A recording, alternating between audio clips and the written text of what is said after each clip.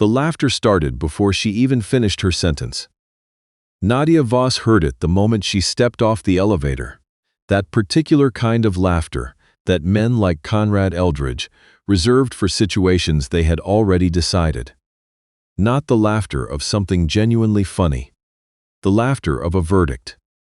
She stood in the doorway of the 42nd floor boardroom at Ridgecrest Capital and let it wash over her. The carpet was the color of old money. The chairs were leather. The view behind the floor-to-ceiling windows showed downtown Toronto in the late afternoon. The CN Tower cutting into a gray October sky. She had grown up able to see that tower from the balcony of her mother's apartment in Scarborough. She had told herself at 11 years old that one day she would work somewhere. It looked small. It looked very small from up here. Conrad Eldridge, Executive Vice President of Operations at Ridgecrest Capital, was still laughing. He was the kind of man who wore his authority like a second suit, always pressed, always visible. 53 years old, 26 of those years at Ridgecrest.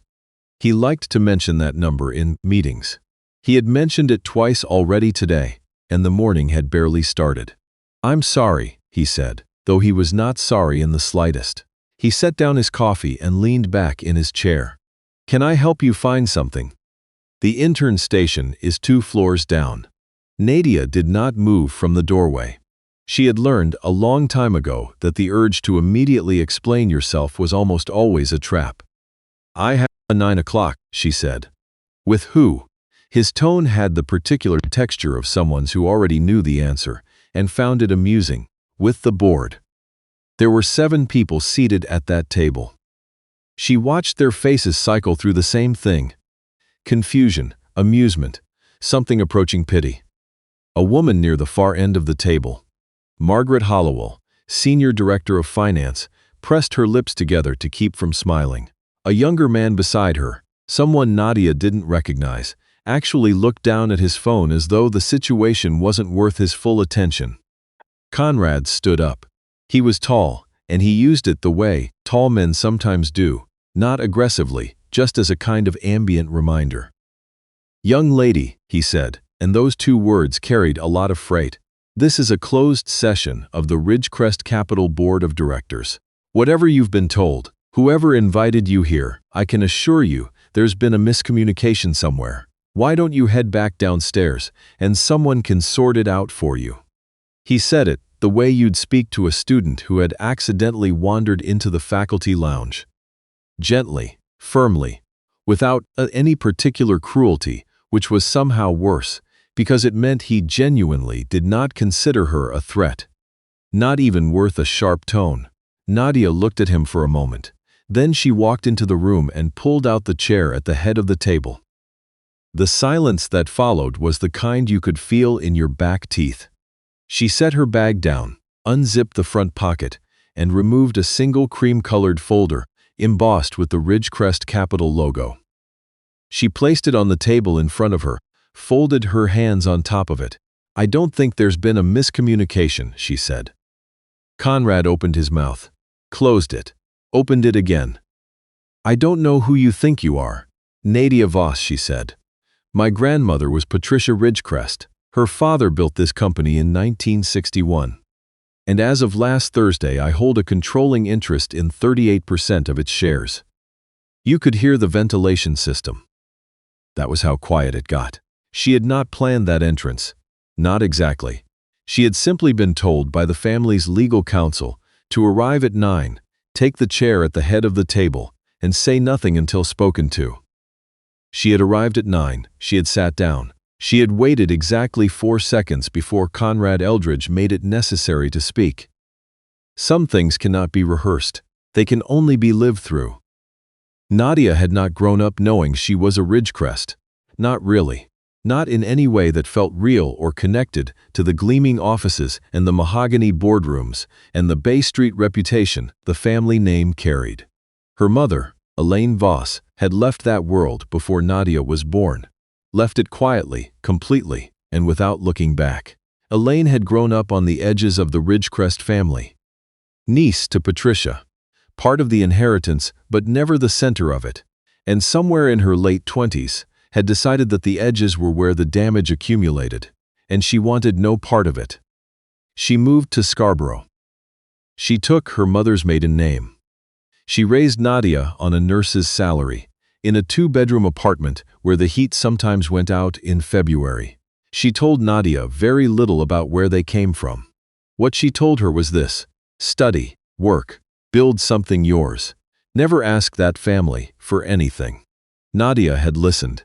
She had studied biochemistry at the University of Toronto, then completed an MBA at Rotman.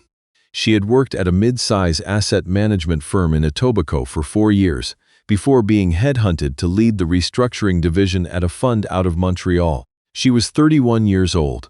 She had never borrowed a single dollar from the Ridgecrest estate or invoked the name at a single job interview. Then Patricia Ridgecrest died. 91 years old, sharp until the end, outliving 2 of her 3 children, and the will, when it was read, rearranged things considerably. Patricia had watched, quietly, from a distance, for decades. She had watched the family's chosen executives hollow out the company's original values. Watched the boardroom become a place where the name Ridgecrest was used more as a shield than a standard. And in the final revision of her estate, made 8 months before she died, she had left her controlling share block to the one member of the family who had never asked for it. Nadia found out from a lawyer named Stuart Fenwick, not her lawyer, the estate's lawyer, who called her on a Tuesday in September and said, very calmly, that she might want to sit down. She had been standing in her kitchen in Montreal, eating toast over the sink. She sat down on the floor.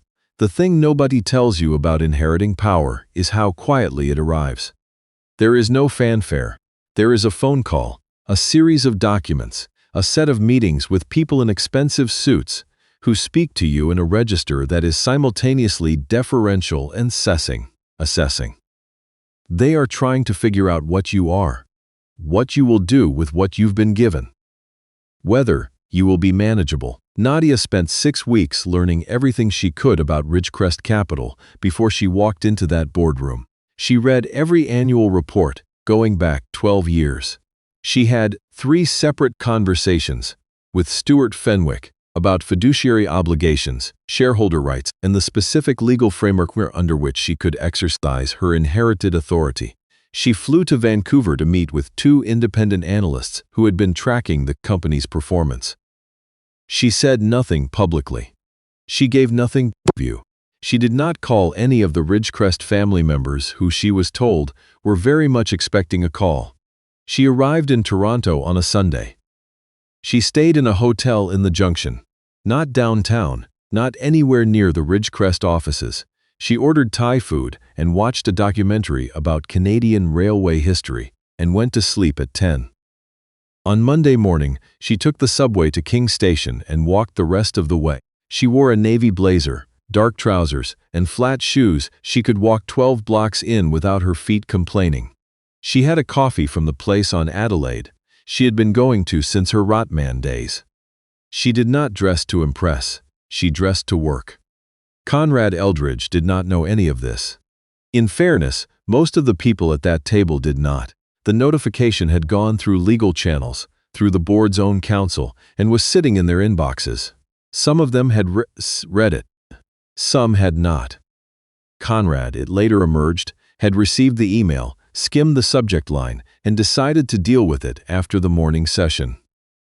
This was the kind of decision that, in retrospect, tends to define a person's legacy. After she said her name, after the room went quiet enough to hear the ventilation system, Conrad Eldridge did something she had not anticipated. He laughed again. Not the same laughter as before. This was smaller, tighter. The laughter of a man recalculating and deciding, rapidly, that the calculation could not possibly be what it appeared to be. Patricia's granddaughter, he repeated. Elaine's daughter. He said it the way you might confirm a detail that didn't quite add up. I knew your mother. Briefly. She left the family. She made a choice, Nadia said. Yes, you grew up in Scarborough. She said it without any particular emphasis. Born and raised. I took the 86 bus to school until I was 17. Something shifted in the room. Not dramatically. Not visibly, but she felt it. A subtle reorientation of attention, the way a classroom changes when a student says something the teacher didn't expect. Margaret Hollowell, at the far end of the table, set down her pen. "Mrs. Voss," she said carefully, "are you saying you've accepted the share transfer?" "Completed," Nadia said, "last Thursday.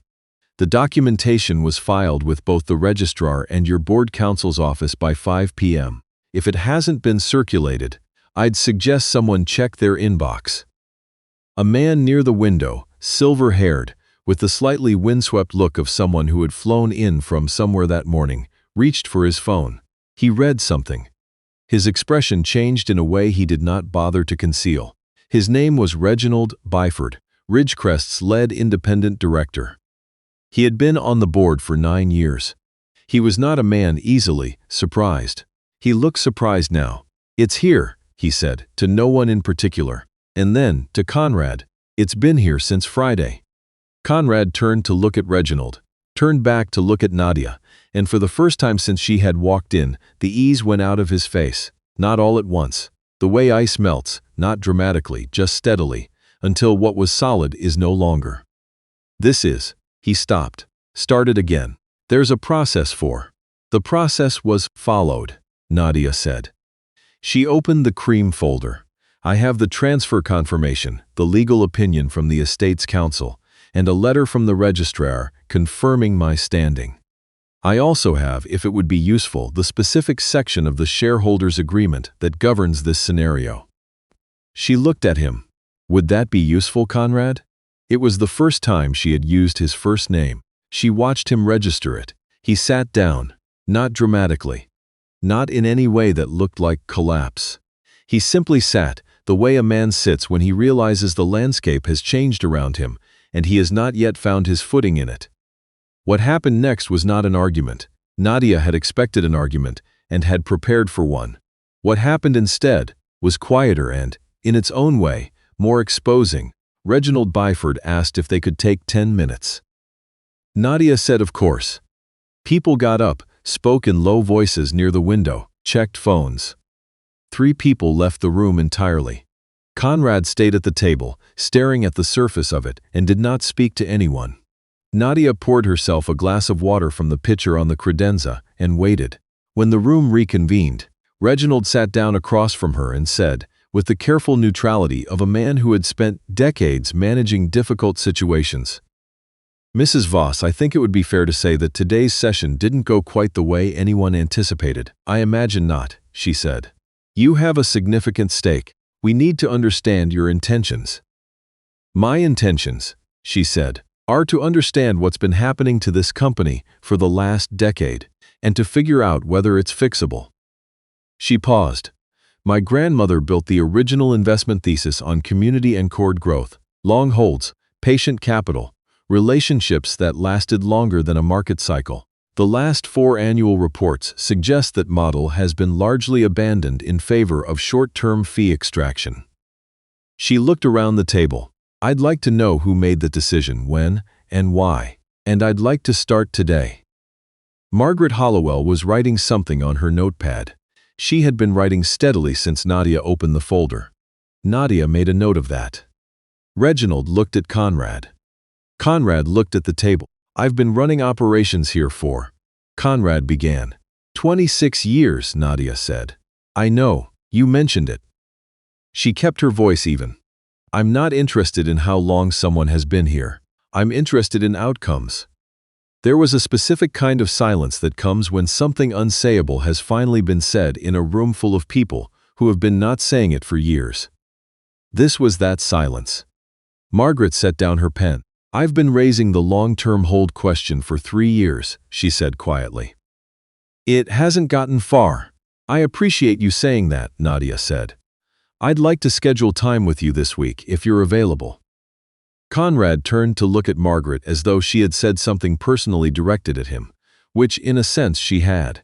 Margaret did not look back. The session lasted 4 more hours. By the end of it, Nadia had a clearer picture of the company than 6 weeks of documents had given her. Not because more information had been shared, but because she could now see how people moved around information, what they defended, what they offered voluntarily, what they waited to be asked. Conrad participated minimally. He answered direct questions with the clipped precision of a man who understood he was now in a different kind of meeting than the one he had prepared for. At 2 points, he tried to redirect the conversation toward operational details that were not relevant to what Nadia was asking.